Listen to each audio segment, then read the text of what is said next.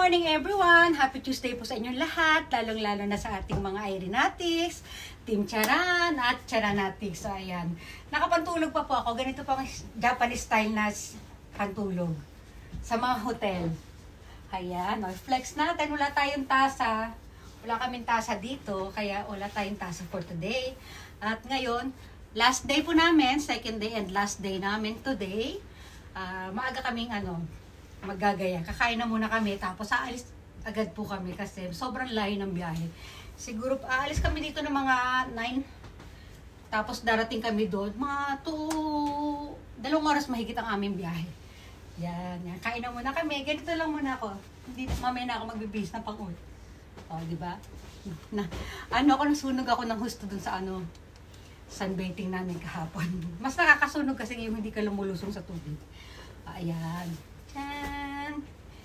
Chan! Whoop!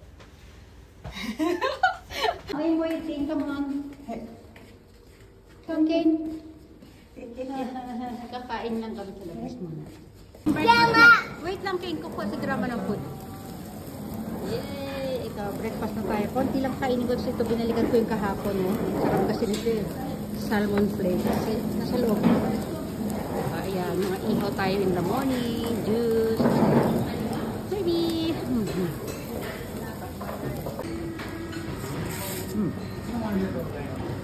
Kain tabit ka.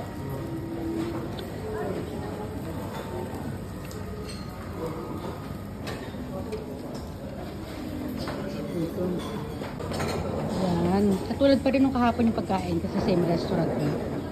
Pancake, mga pan. Ito yung mga pan, mga pansala, ibabaw ng salad. May lugaw din sila. Ito para sa soup.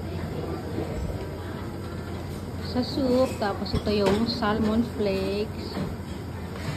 Parang bagong isda. Yung kanon.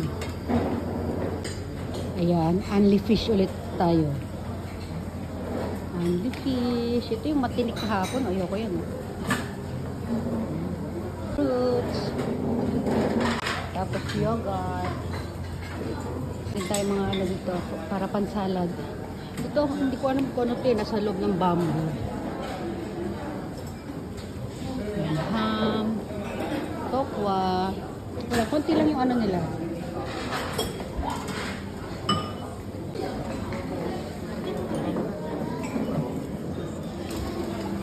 Milk, juice.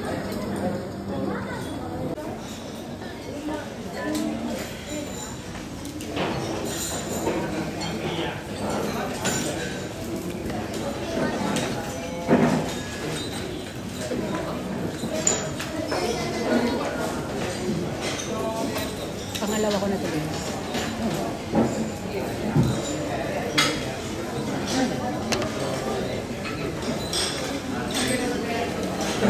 Yan, nakabalik na kami sa hotel. Taran! Yung biyanan ko naglilinis. So, grabe siya.